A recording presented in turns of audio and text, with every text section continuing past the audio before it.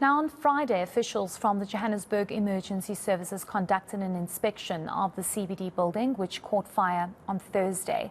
The gutted building in Marshalltown is among those hijacked in the city and is currently closed for renovations. Some of the victims who survived the blaze that claimed 76 lives find themselves without shelter, and only 9 of the 76 deceased individuals have been identified. Joining me now with the latest updates on the tragic fire is Johannesburg's Public Safety MMC, Dr. Mgcini Tshwaku. Thank you so much for your time. MMC, we do appreciate it. I know you've been at work today, trying to tackle other buildings. But I want to ask you, as the MMC, I'm fully aware of the fact that you've come in as the MMC recently. This has been a probably 2-decade problem. But would you say that more could have been done to save those 76 lives? Look, Heidi, what I can say that it is what it is. I don't want to blame anyone at this point in time. But look, Heidi, I just have to do my actual work at this point in time.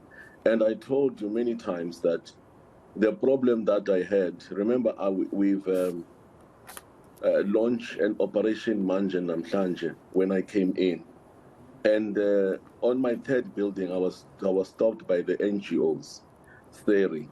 Number 2, as you all know that we have a problem in terms of the transit accommodation.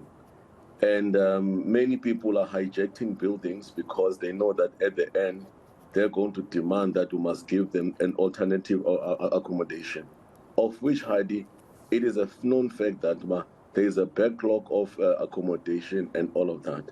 But on my side, I'm coming from public safety, and many buildings have been declared unsafe. Okay, so I'm faced with a situation here that a disaster is awaiting to happen. What do I do? Did the court actually take that into account? What actually has happened there is very, very unfortunate. And we've been saying it every single time that the court, when they passes this judgment and they allow people to enter buildings which are non-compliant, then it is an issue. I'm going to take people out and take them to shelters, like I did today with my colleagues. We took them to the shelters. The building of today, Heidi, had shacks on the first floor, similar to the one which actually got burned. The Department of Public Safety and the City of Johannesburg is not going to take any rep on this one. We are going to act. Okay, MMC, do you not think, though, I'm sorry to interject, do you not think, though, that your actions might be slightly late? And I ask you this in the context of, you keep speaking about NGOs stopping you. What were these NGOs stopping you from doing, from evicting people? Better late than never. We have to start, somewhere. Because, you see, they will stop you every time when you have to take people out and take them to a shelter. They will have lots of questions. Do you have water? Yes, there's water, there's food and all of that. No, sure.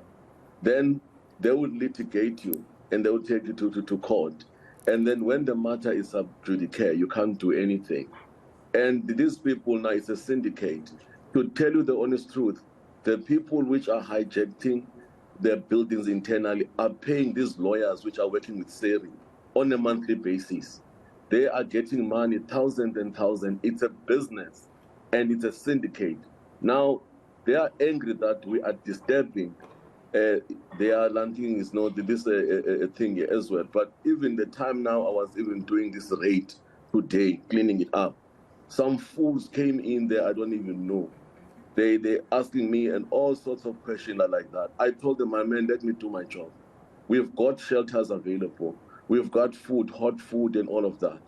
But people must go to those shelters. And when I found in that building, there's nyaupes, it's unhygienic, there's needles everywhere. Heidi, I'm prepared to go to jail.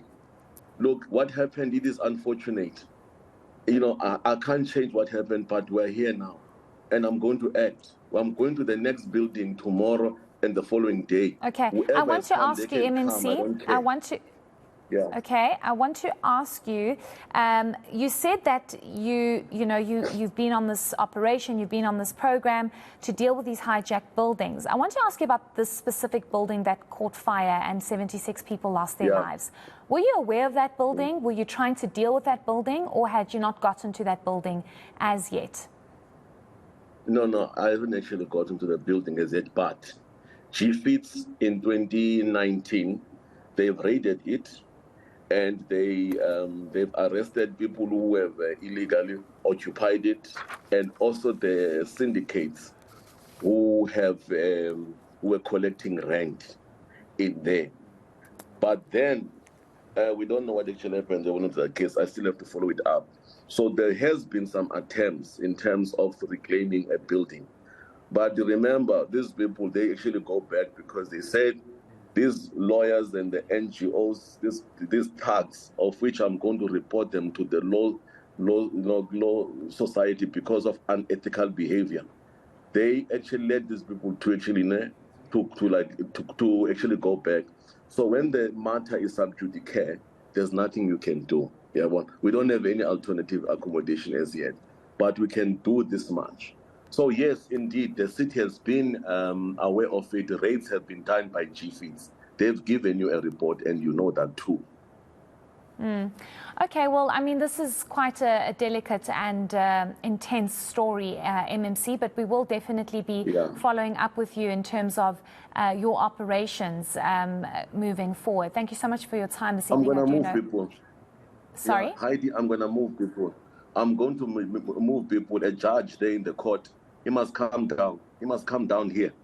Whether you can put interdict court orders, you can, like, anyway, I'm going to move people to shelters and seal buildings ready to be renovated, court or no court.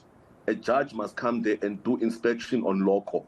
They must come down and see this judgment that they're actually doing. We're not going to be held at ransom by any NGO, by any court. An unjust, a judgment which is going to, at the end, kill so many, the people here. It's not going to fly, none whatsoever. Even the matter can be sub judice and all of that, but we are going to do our work and clean the building. EMS is going to declare a building unsafe, and if the structural engineer goes there and declare a building that it can collapse anytime, mark my words, we're going to close it and take our people to shelters. We're going to make a plan in anything, whether we do floor by floor, we do partial relocation of people, none whatsoever. A full-scale a check and audit and inspection is going to happen, especially on the eastern side, where we have now been aware that there are shacks that have been built in buildings, inside buildings, which are a source of fire. It's a fire hazard. That I'm not going to take it, none whatsoever. People can do whatever they want to do. I'm prepared to go to actually jail. Not in our watch as a city, not as a public safety. 72 lives is too much. Sorry, MMC, I want to ask you, you're saying you're prepared to go to jail. And I want to ask you, it's clear in our constitution that you need to provide alternative accommodation should you evict people. We heard from the MEC of Human Settlements on Thursday morning that there is a crisis when it comes to alternative accommodation. Are you prepared to move people? Do you have space to move people? You can't just say you're going to do whatever it takes without providing that alternative accommodation. The city is going to make shelters available. The problem is that the people, they don't want shelters. It's a transit accommodation. And me and you, I've indicated this thing to many times. For example, Casamia. Casamia has plus minus 580 people there, and 80% of those people can afford. And we said as a city, we are prepared to look for renters for them, affordable one by one. And those who don't have anything are destitute. We've got shelters of them, but they run away from the shelters because they want to take drugs again. So, and us as well, I even indicated with the CM that CM, The MPD has an impound land that they bought, but they're not using it anymore. It's very big land close to Denver. We can make temporary arrangement there. We can make some Wendy houses, of which people, it can be served as a transit accommodation. Remember, 30 days. 30 days it is. Then after that, we're helping people to go to another settlement, low-cost housing. We've done audits, to be honest, we've done audits. Others can afford. And here in the city, I know in the Mamoneng area, in the area like around the south, there is affordable accommodation. Okay. What we want to do is that we want to turn these hijacked buildings into affordable accommodation and student accommodation so that the people can come back again. It doesn't mean that they can go away.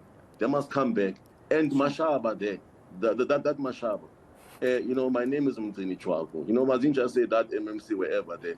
And he even used, it was an EFF motion of expropriation without compensation on buildings that have been, abandoned by the previous owners. And it was us, the EFF, which called for the audit of the buildings and act on them. So he used a sponsored EFF motion. Now, at this point in time, he says he does not understand. We are playing games and all of that. It's in the EFF manifesto. What I'm doing right, Sure. Okay. Yeah, I don't want this to turn political, MMC, because at the end of the day, 76 lives were lost. But we thank you for your time, and we'll be sure to follow up on your. Yeah, we'll be sure to follow up on your operations in terms of those hijacked buildings. That was Johannesburg Public Safety MMC, Dr. Mgcini Tshwaku, giving us the latest on the inner city fire. Now,